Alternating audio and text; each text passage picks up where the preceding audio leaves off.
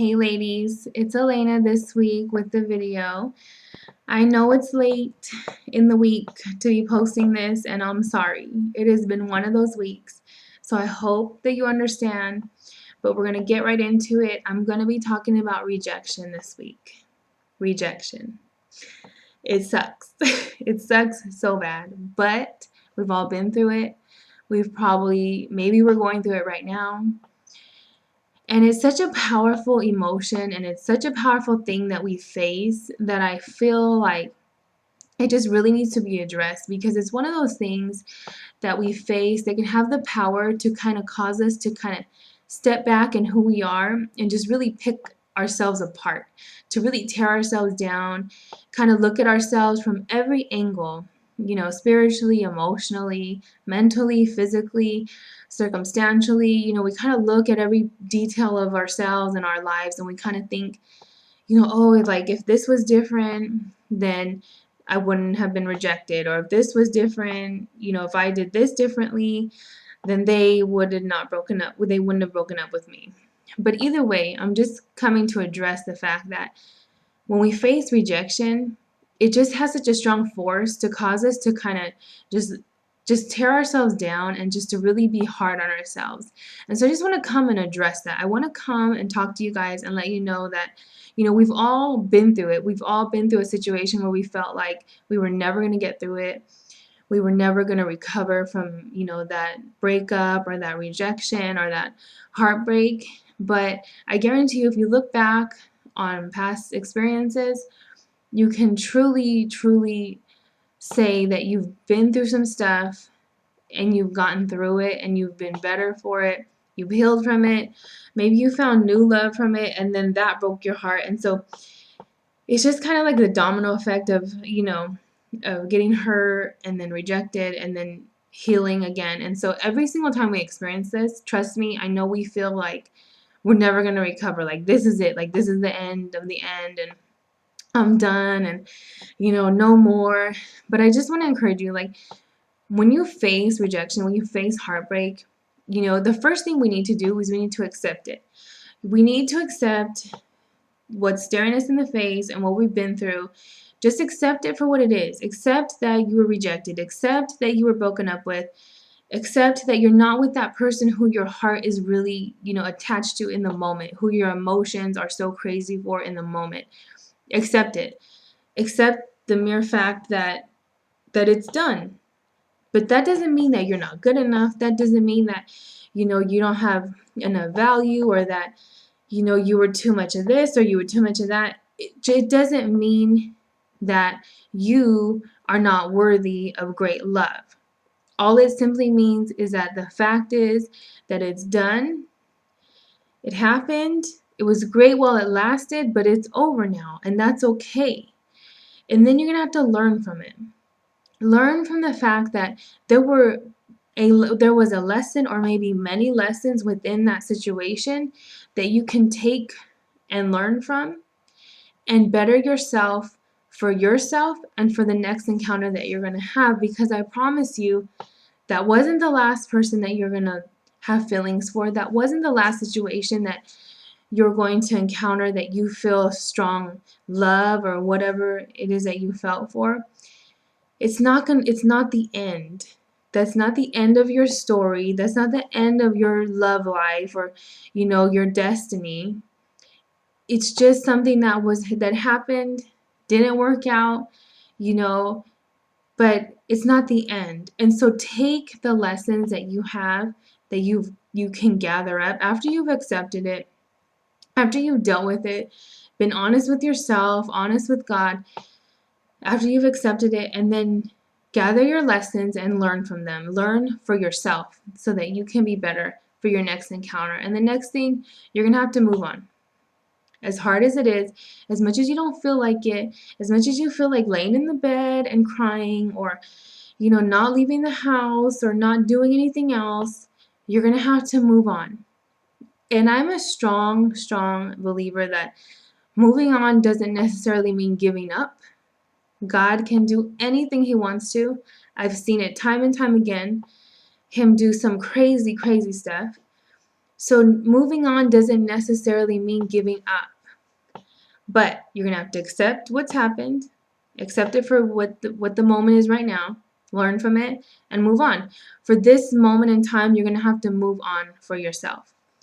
So you're going to do what God's calling you to do. Do what you've been wanting to do, but because you were in a relationship or because you were worried about somebody else, you didn't have the time to do it. Spend more time with your family. Spend more time with your friends. Go back to school. Take a couple classes. Do a new hobby that you've been thinking about. Stir up the gifts that God has put in you that you've kind of laid down to the side while you were involved in something else. And so, 2 Timothy 1 verse 6, chapter 1 verse 6 says, hold on. It has been a crazy week. So, 2 Timothy chapter 1 verse 6, rekindle the gift of God that is within you. And so, in order to rekindle something, it means we had to have kind of laid it on the side for a moment. Maybe we kind of forgot about it.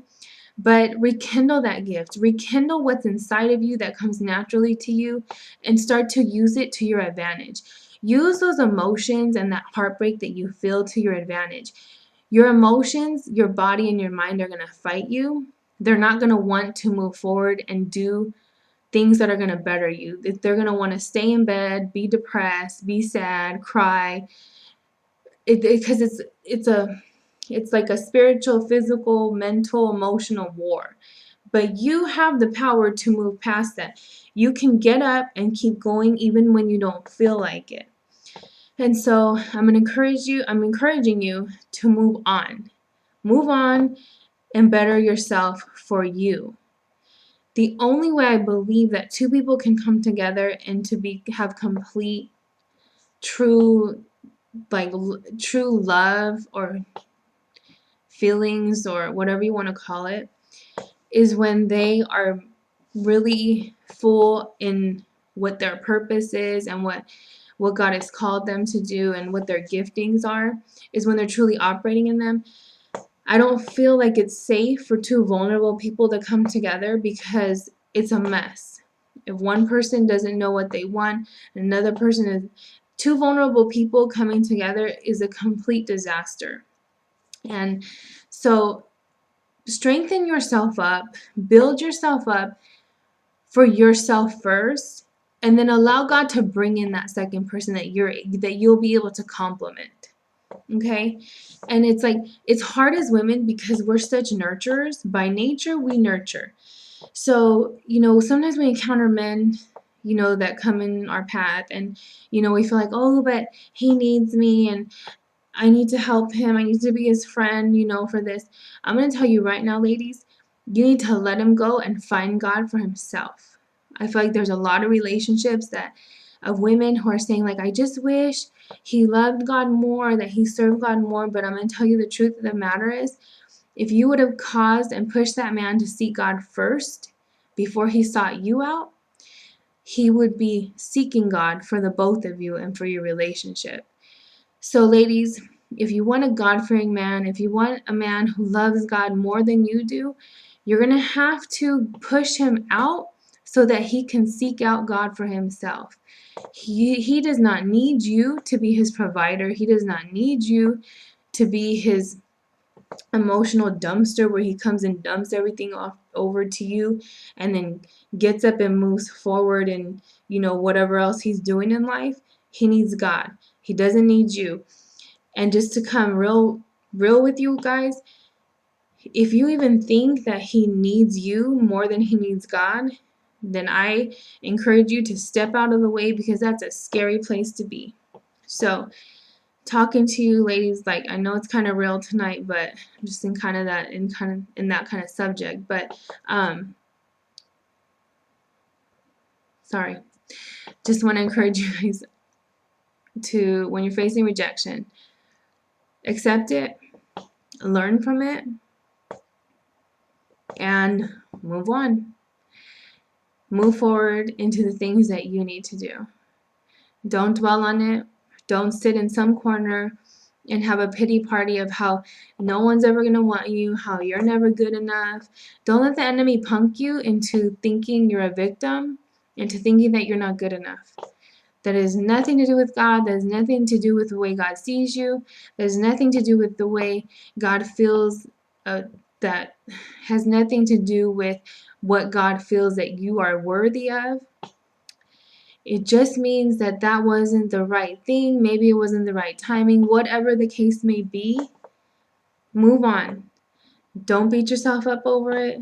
Don't try to turn completely into a different person because of it. Just move forward in who you are. Keep developing who you are. Keep making who you are better to complement the next person that comes along. And don't encourage dating and dating and dating this person and that person. I encourage you to become the most complete and whole person that you can possibly be, and allow God to come and bring that person who He has for you.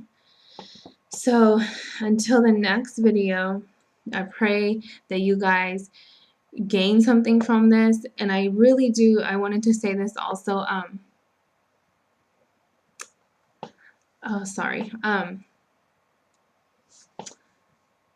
If you're facing rejection and you are heartbroken, or you don't know really what to do with yourself, and you haven't accepted Christ as your personal Lord and Savior, I just want to lay this out there first and foremost, because this is the foundation of everything that we talk about. Everything that I do is the one true love who will never reject you, who will never not want you, who you will never not be good enough for, who will never make you feel like you're not worthy enough, is God. If you don't have that as your foundation, I really don't know what else can be laid down for you to recover from rejection or to recover from heartbreak, because ultimately, at all costs, that is the foundation of love itself. And so I encourage you, if you don't know Christ as your personal Lord and Savior, I'm going to lay the prayer out there in the subject heading, in the subject line. And I encourage you to pray that prayer and to mean it from the bottom of your heart. Because if you don't seek out that love first, I don't believe any other love in this world can be complete without it. So I just want to lay that out there for those of you who have never accepted Christ as your Savior, or those of you who have walked away and kind of try to do things on your own. So I would love to hear from you. Email me, if you want to talk, let's talk about it. But anyway, that's the video for tonight. It was kind of, different from the rest, but this is my heart, kind of raw tonight. So that's all I wanted to say, and sorry for it being late again. I apologize. I don't foresee us having any problems, but of course I'll keep you guys updated. I love you guys. I'll talk to you later. Email me, like I said. I would love to speak with you. And until the next time, I'll talk to you later. Good night. Bye-bye.